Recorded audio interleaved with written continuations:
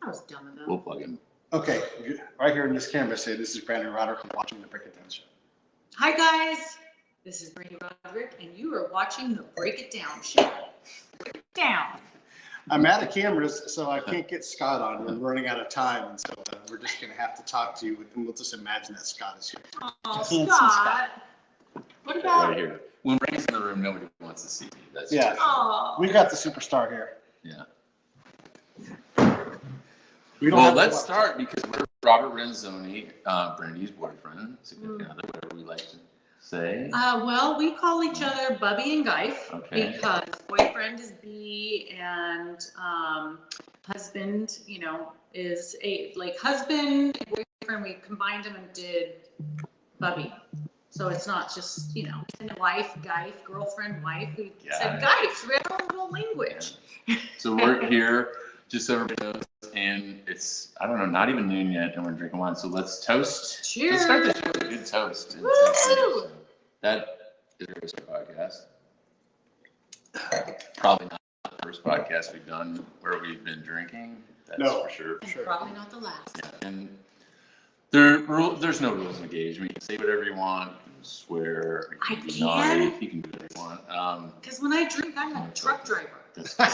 So I hope you're okay with that. I'd definitely become a truck driver. You're the antithesis of a truck driver. We've maybe interviewed some truck drivers, but anyway. So for those listening, we kind of talked about this before in live. We're neighbors, and you're maybe the second Temeculan that's been on the show, and I wanted to have you on because I literally drive past your face every day. Brandy's a very successful realtor here in the area, and so I thought, oh man, like she'd be cool to have on the show. And then you do a little sniffing around, check out people's scouting report, and so your background resume is like I've seen you on TV. You're a massive model, celebrity, Playmate of the year 2001. Do we have to say years? Come on, you're aging me. Hey, hold on a second. One of the things, Pete, and Joe Giuliani, who's just on the show, he's in real estate. And so many people drive by that sign, and I say, oh, that's Brande Roderick. Do you know who she is? And I get the year, and I can't wait to tell them because they go, yeah, I bet she doesn't look like that in person. And I got news for people, and I'll say, oh, she looks better than that sign. So sweet. So, thank you. No, seriously, and I'm sure there's plenty of realtors. And this is no slight on the realtor community, but like it's a dated picture, but a picture of you. Well, that one was probably a year and a half ago because now my hair is grown out. In the picture it's super short, but yeah, probably a year and a half ago. Yeah. So before we talk about, because you got a lot of cool stuff going on you told me about with Brande TV, which is about to launch. You can tell us about that, but let's wind back a little bit, kind of talk and tell everybody about, I guess, your move from Northern California down into the entertainment business, how you started all that. We do not have all day. No, wave tops. Yeah. Well, I will say I packed up my U-Haul and went to Hollywood with no car, slept on my friend's couch, and it all started there. I mean, I just had a dream, and I wanted to follow the dream. I was very persistent, and I would go to auditions. My roommate would let me borrow his car. I'd go to auditions, and plugging and plugging, going to acting class, and I started doing shows like I did 90210, Love Boat, just all these different, small bit roles. And then I got to be a Playmate, and simultaneously with Playboy, I got Baywatch, so they kind of went at the same time. Yeah. Let me put it in. You got to be a Playmate. Like, I don't think anyone just becomes a Playmate. I mean, is it like this intense competition? I mean, do you submit an application? I don't know how that works. Yeah, you have to go in and do a test shoot. So, yeah, I think the first time you go into test, it's actually just back in the olden days when I was there, we took Polaroids. That's how they started out with the test. And if they like the Polaroids, then they would go on to a real test shoot where you're shooting, with real cameras and everything. Yeah. Yeah, from there, yeah, they pick you to be a Playmate, and you go and do your Playmate. What was it like when you got that phone call? That like, hey, we guys, like, because that had to be thousands of people that go in. Yeah, it was very exciting, but not as exciting as the call I got when they said, "Do you want to be Playmate of the Year?" That was way more exciting.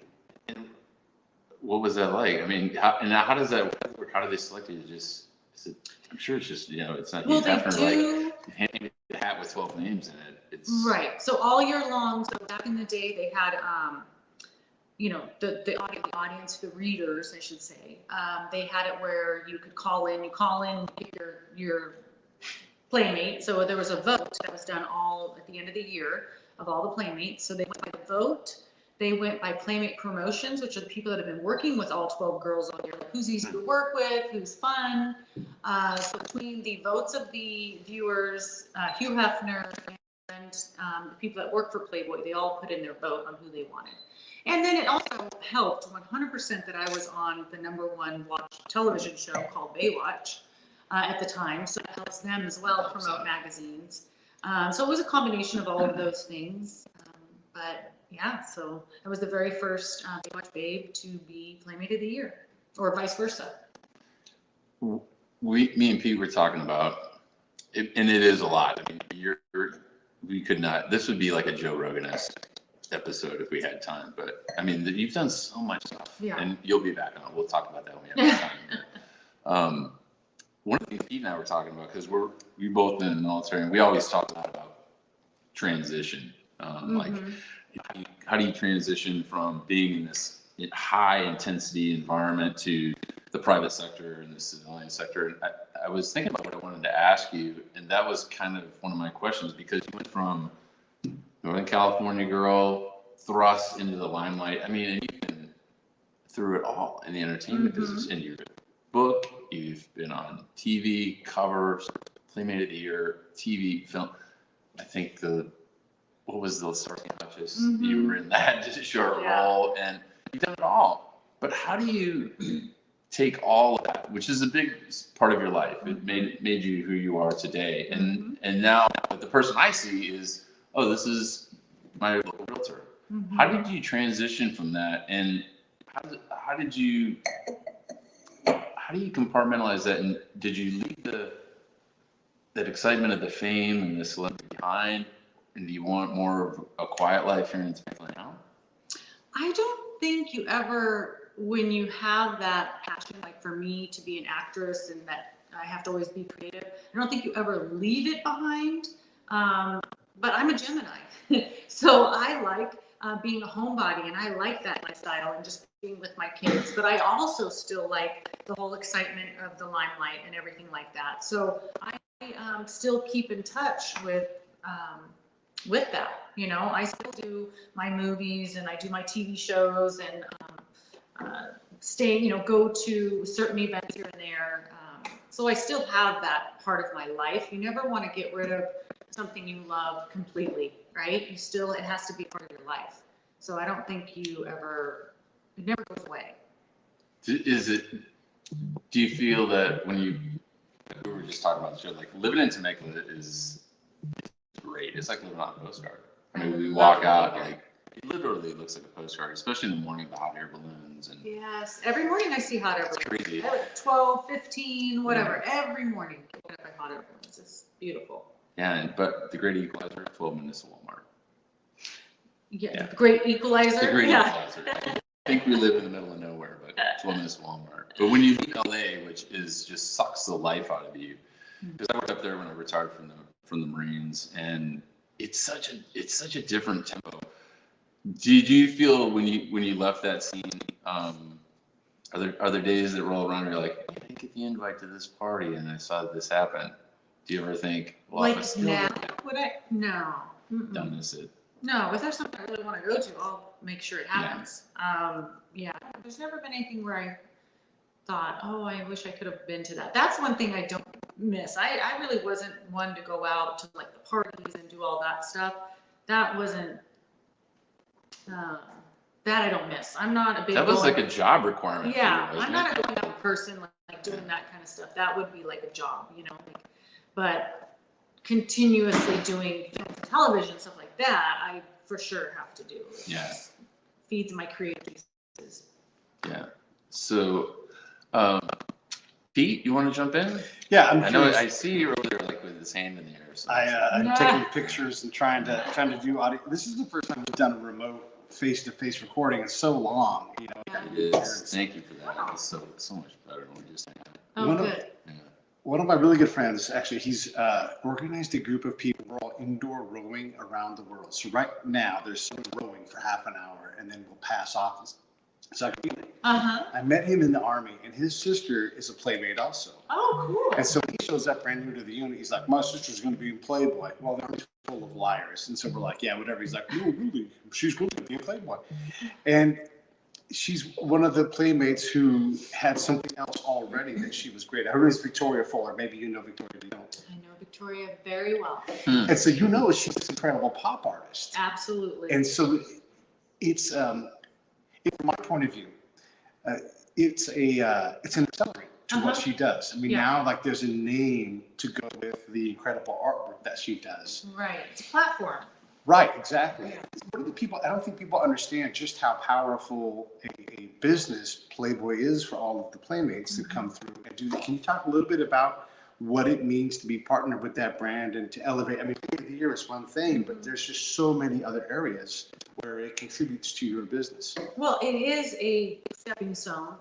It is a platform. So as long as the girls are smart and they have an end goal, they can use that to their advantage to go towards whatever that goal is. And that's something that I have done. It's something Victoria has done because, as you know, she will create art with the Playboy head bunny. Yeah. She incorporates that into her talent. And same thing for me. I mean, I attribute Playboy to everything. That was my start. Right. But it doesn't define you, though. No, not at all.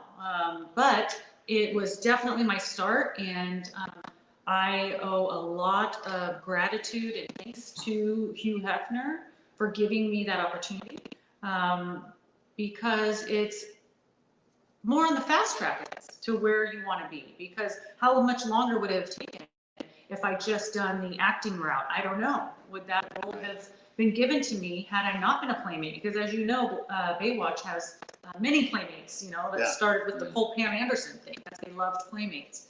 So, you know, it would have been maybe a longer path for me. Who knows? And it seems like it's one of the few brands that does that with models, where they get to be something more than just, and even for a lot of models from a lot of magazines, you could be on the cover of Cosmo, and you can say that's one of the lines in your resume, but it's just a line. It's just like was on the cover of Cosmo, whatever. But it doesn't have that same weight as Playboy. How did they get so singularly powerful, you think, with that, where it really is a marketing device for all of you? I think they really just want to empower their Playmates, their Playboy bunnies. They want to. Hef has always been an advocate for civil rights, like for women's movement, whatever the civil rights is. That's what he would always support.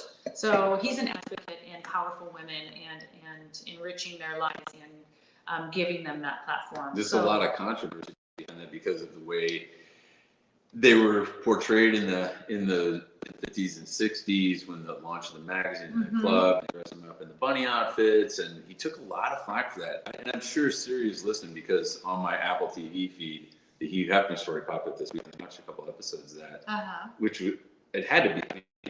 They're listening, but it's an amazing story to see how that brand launched, and it really is unique in that field because he did elevate that.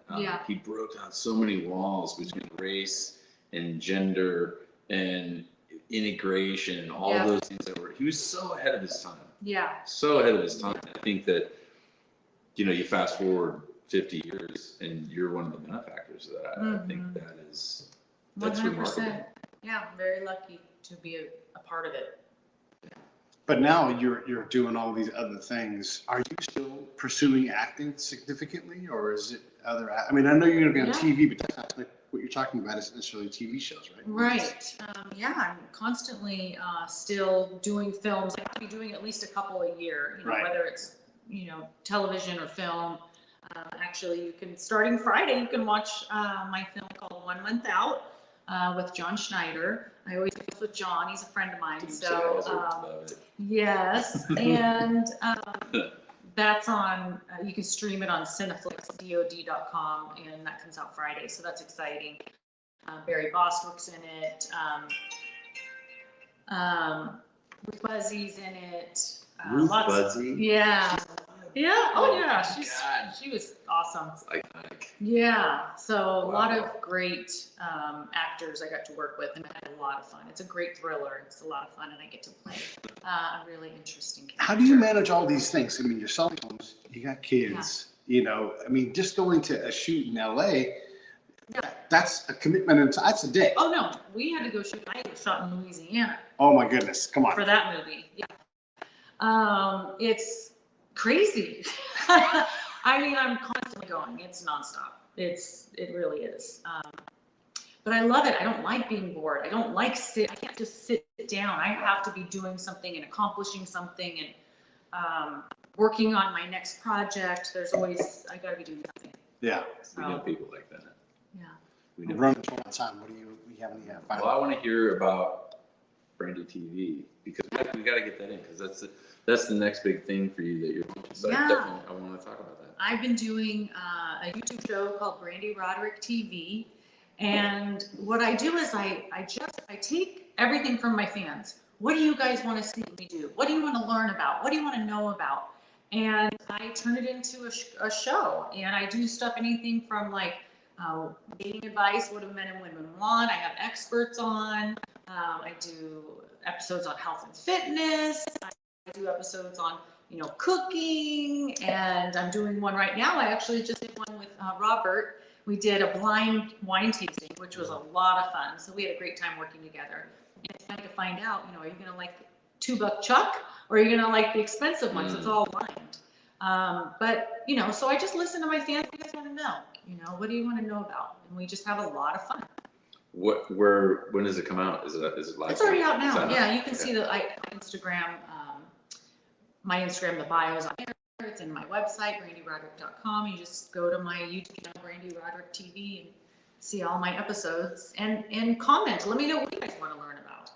I'll give a comment in there. Yeah. But I'm gonna think about it. Let me ask you this question. I always think about this because I've done a couple interviews, and I always want someone to ask me that question. I mean, if you know, I think we're pretty pithy interviewers. Yeah. Is there one question we sit down and do an interview over all the years? Like, why doesn't anyone ever ask me about this? Well, What's there's the one question you did not ask me that everybody else asks me. Well, that's good. I want to be that guy. Is Donald Trump's hair real? Because you want Celebrity Apprentice. Yeah. It's real. Yeah. That's right. No, I mean, I'm just kidding. No, I mean, I don't think there's any other questions that I can think of that. I always like to ask, like, sometimes Pete and I get into a competition where I guess on the show that normally it's when they say, what is that? Elizabeth. Are you touching something? No, I'm just getting ready to shut the show down. I don't know the technology. Yeah, you don't have to worry about it. I'm technical directing. You keep on asking me. Are we gonna round? Yeah, because we're running out of time, right? No, we're okay. We got like 10 more minutes. Okay, 10 more minutes. All right, bonus round. Bonus round. Get ready. That's Oh, where the yeah, good stuff happens. Yes. So No, you- I love it when because you people gotta say get me that's a drunk. great question. You got to get me drunk first, see, and then Well, the good drink one, it. then the good stuff comes out. Next time we'll start the show after the bottle of wine. There you go. Those are usually good episodes. Yeah. What's that? You've done a lot. Let's talk. I like talking about other people's shows too. You've done some, like, I was doing some. I was actually Googling your show and I saw some crazy thing came up. I also saw that you were on Howard Stern at one point. Oh yeah, I've been on Howard Stern twice. Yeah. Yep. Is that an intense interview that you kind of have to prep for? Yeah, because you have to really think. He's going to ask you about SEX and stuff like that. So you kind of have to be prepared. Like, how am I going to answer that? How am I going to tiptoe around that? Like, you got to be creative, because if you don't answer the questions, everyone's like, she was a terrible, interviewee or whatever. It's not, it won't be exciting. So you have to kind of find a way to, Do you ever cage your answers or feel that you're getting reserved? Because when we spoke on the phone, you're like, nothing's off limits. I've said it all. And you kind of like, just throw it out there. Yeah, I don't, I'm very transparent. Yeah. Do you ever, I don't guard against it, but there's, like, I normally never talk about family and stuff on TV, like the details, but there's also times where I'm doing an interview or something, maybe we're drinking, maybe we're dropping F-bombs, which is fine. And I think, one of these days my kids are going to hear this. Think about that. My kids hear me cuss all the time. They're just totally desensitized to that. They are. Like, I will throw the F-bomb all the time around my children. When I'm mad. That's just me. And as long as they're not saying it, that's fine. Because of course they're going to go into the world and hear it. Like, oh my God, we can't, shield them from cuss words. Yeah. And, my Playboy magazines are laying around, or this is laying around. It's just their normal. Yeah, I want them to grow up that, like, this is the world. Like, don't shield them. When they go out in the world, it's gonna be like, when they finally see a boobie, they're not gonna be like, oh my God, boobs. They're just gonna be like, yeah, whatever, that's a boob. Or, oh my God, that person said the F word. They're not gonna be like shocked with the world. It's real life. One of my favorite things to ask folks that are like Jim DeFelice, right? He's an author with number one New York Times bestseller, written a zillion books. And he's like, hey, my wife just had me taking the trash out, so I was late. Because we all have to take the trash out. We all got to go see the ear, nose, and throat doctor. So what's a moment when you're like, I'm Playmate of the Year and I'm doing this super regular thing? Yes. I have Airbnbs, okay? And then sometimes I have to freaking clean the toilets. And there will be disgusting shit in the fucking toilets, okay? And I have my thing, and there's a little black hair or something, and I'm like, this is my no, but it's stuff like that, like real life shit. Everybody has to do it. If they can see me now. It's like, and who cares? It's like, I have a very successful Airbnb business, and I don't have any shame in getting there and rolling up my sleeves and cleaning in a freaking toilet. Yeah, you don't strike me as a person who like people for that. Yeah, no. I mean, I do have people, like, I can't do them all, but I get in there at least a few times a week to do that stuff. A couple times. One or two times. But yes, I have to get in there and do it, because you have to run your business. So. Do you have any of the Airstream? No, I have cottages and then houses. I just see those popping up all over this place. Yeah, a lot of people do the Airstream thing for sure. Yeah. Do you feel like people are encroaching on our hood? No, I like it when I like this being a great destination spot. We have more visitors than Napa and Sonoma combined every year. People come here; it's a fun place to go, and I love the liveliness of the weekends here in Wine Country. It's a lot of fun. I don't like it when they build 2,000 homes right down the street, which they just did, as you know. Butterfield and near Butterfield and Murrieta Springs. And then they're building some over here too by Big Horse. And I don't like that they're doing the ones in Old Town, because Old Town is no parking as it is. It's nuts down there. Yeah, but it's still a great place. It is. It's wonderful to be here. It's just lively and fun, and everybody's nice, and I love it. Yeah. Do you do any comedy? Maybe we'll get you on stage. I don't do comedy, but I'm really funny. Or music. We do music night. That's Robert's field. You definitely don't want to hear me sing. Is he talented instrumentally, vocally? Oh, everything. Yeah, he used to be in a band in LA before he moved out here to get the winery. Yeah. Where'd you guys meet? We met here in Temecula through a friend from LA. Both of us have a mutual friend in LA. He was coming out here to go to his friend's winery. I was like, "Wait, you have a friend that has a winery here?" And it just kind of happened like that on Facebook. Yeah. Yeah. Yep. Facebook for the win. Yeah. Got to give it to them when they get it right. Yeah. Yeah. It's, there's like 60 wineries here in town. Yeah. It's crazy. Someone's forecast there's going to be like 100 in the next 10 years. And it really is gorgeous out here. Yeah. It is so wonderful. Yeah. 'Cause, like, you've got all the perfection of like San Diego and all the, cultural fun of LA, and you guys are just nestled nicely. Yeah. It's not, it's great. Yeah, you only have to drive an hour and a half to go to a beautiful wine country instead of having to get on a plane It or is. driving 9 hours to go to Napa. Well, you can wine hop. We're in Napa, and you got to like drive. 20 minutes to each winery, whereas here, you're minutes. We've couple actually got the minutes. barf trolley that drives at some tour company. It's like, I call it the barf trolley because I've seen so many people hang out. It's like a San Francisco streetcar, and I'm like, here comes the Yes. barf trolley. Those are fun. Oh yeah, I wouldn't be caught dead on it, but I'm sure there's like residue. Oh, it's funny. People get on there, and No. you've been on it? Well, a Grapeline, they have one of Not those. Grapeline, that's I know, classy. I I'm know. talking about the barf trolley. I know, those are cool, but I was going to say, because Grapeline has like the convertible one. And You we have did to that. endorse it because you're in like the wine association. What? Something. You have to endorse the wine trolley. No, the wine trolley. I don't even know who owns it. I don't What I was either, gonna I'm just say is that I did my birthday. We went on Grapeline. They have it was like the first time I ever used it, and it was a convertible one, and that's fun to drive around this big Sprinter that's a So- convertible. Yeah, that one. I'm talking about the trolley car. But No, There's a I'm couple of- talking about the other one. There's a guy with I an like F-150 it. on a Yeah, flatbed Grapeline. trailer and plastic chairs. That's the one he's there's talking about. the Jeep one seems pretty cool too. They roll around out here. So I got to get you out of here because you're short on time. So let me do this. where do people find you? Where do you want to go? Where do you want to go? Go to my Instagram, Brande Roderick, and also go to branderoderick.com and go check out my YouTube show, Brande Roderick TV. That's Brande. Brandy Exactly. at Brande Roderick on Instagram. Brande Roderick. And I feel like we're bouncing all over. It was so fast. That's Yeah. fast. It was fun. Time Right. flies when you're having fun. Thank And I'll you. put all that stuff in the show notes. You guys can pick it up later on. Let me get this roll thing here.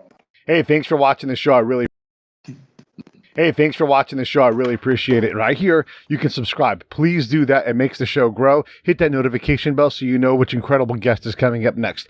Down below is the PayPal link. You can put a small subscription in. That is an enormous help. All that money goes right back into the show. And then right up over here are the next episodes you should listen to, curated by yours truly. Thank you so much.